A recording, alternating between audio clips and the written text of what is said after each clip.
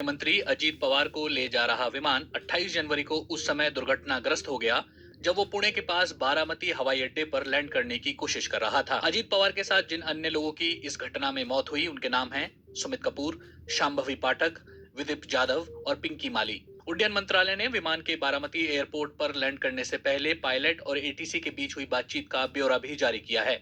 PIB ने उड्डयन मंत्रालय का एक बयान जारी किया है जिसके मुताबिक बारामती एक अनकंट्रोल्ड एयरफील्ड है और यहाँ ट्रैफिक की जानकारी बारामती स्थित फ्लाइंग ट्रेनिंग ऑर्गेनाइजेशन के इंस्ट्रक्टर या पायलट देते हैं। डीजीसीए यानी भारतीय नागरिक उड्डयन प्राधिकरण ने भी एक्स पर एक विस्तृत बयान जारी किया है। इस बयान के मुताबिक एटीसी संभाल रहे व्यक्ति के बयान के अनुसार 28 जनवरी 2026 को विमान VISSK ने सुबह 8:18 पर बारामती से पहली बार संपर्क किया। इसके बाद विमान ने बारामती से 30 नॉटिकल मील पहले कॉल किया। उस समय उसे पुणे अप्रोच से रिलीज किया गया। पायलट को विवेक के अनुसार विजुअल मेट्रोलॉजिकल कंडीशन में उतरने की सलाह दी गई। क्रू ने हवा और विजिबिलिटी के बारे में जानकारी मांगी। उन्हें बताया गया कि हवा शांत है और विजिबिलिटी करीब 3000 मीटर है। इसके बाद विमान ने रनवे 11 पर फाइनल अप्रोच की सूचना दी, लेकिन क्रू को रनवे दिखाई नहीं दे रहा था। पहले अप्रोच में उन्होंने गो अराउंड किया। गो अराउंड के बाद विमान से उसकी पोजीशन पूछी गई। क्रू ने फिर रनवे 11 के फाइनल अप्रोच पर होने की जानकारी दी। उन्हें रनवे दिखाई देने की सूचना देने को कहा गया। इस पर उन्होंने कहा, फिलहाल रनवे दिखाई नहीं दे रहा है, दिखाई देने पर कॉल करेंगे। कुछ सेकंड बाद उन्होंने बताया कि रनवे दिखाई दे रहा है। सुबह 8:43 पर विमान को रनवे 11 पर लैंड करने की क्लियरेंस दी गई, लेकिन क्रू की ओर से लैंडिंग क्लियरेंस का कोई रीडबैक नहीं दिया गया। इसके बाद सुबह 8:44 पर एटीसी ने रनवे 11 के थ्रेशोल्ड के पास आग की लपटें देखी। इसके बाद इमरजेंसी सेवाएं मौके पर पहुंची।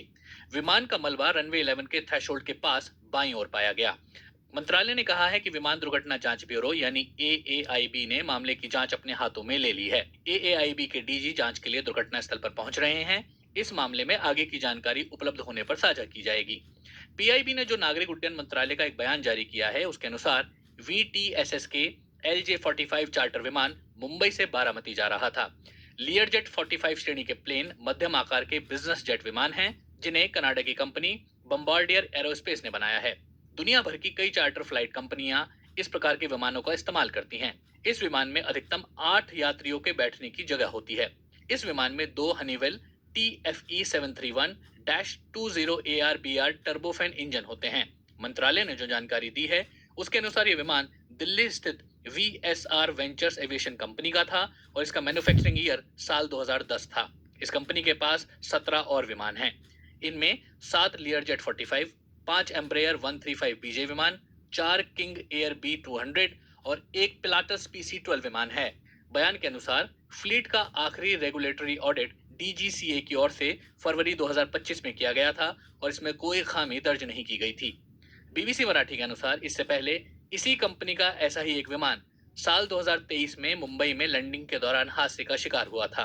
इस बीच नागरिक उड्डयन मंत्रालय ने जानकारी दी है कि दुर्घटनाग्रस्त हुए विमान का ब्लैक बॉक्स बरामद कर लिया गया है और जांच अब तेजी से आगे बढ़ रही है। इससे पहले प्रत्यक्षदर्शियों ने घटना के बाद बताया कि उन्होंने आखिर में क्या-क्या देखा था। ये हमने देखा कि एयरप्लेन जब नीचे आया था ऐसा लग रहा था उसका क्रैश हो जाएगा ऐसा हम सोच रहे थे, तभी क्रैश हो गया। हम देखे कि हमें लगा नहीं क्रैश हो गया है, लेकिन एयर ट्रैप पे उतरेगा ऐसा लगा, उतर रहा है, लेकिन क्रैप हुआ और उसके बाद स्फोट हो गया उसका जबरदस्त।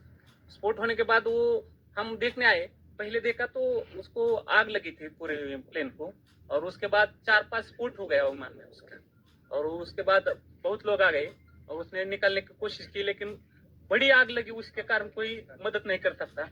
लेकिन सब आ गए, तब बाद में उसको उसमें आजीदाता था। ये हमारे लिए बहुत शौक की बात नहीं है कि हमें बता नहीं सकते हम बात में ऐसा, लेकिन हमने देखा है कि पायलट ने भी ट्राई किया होगा कि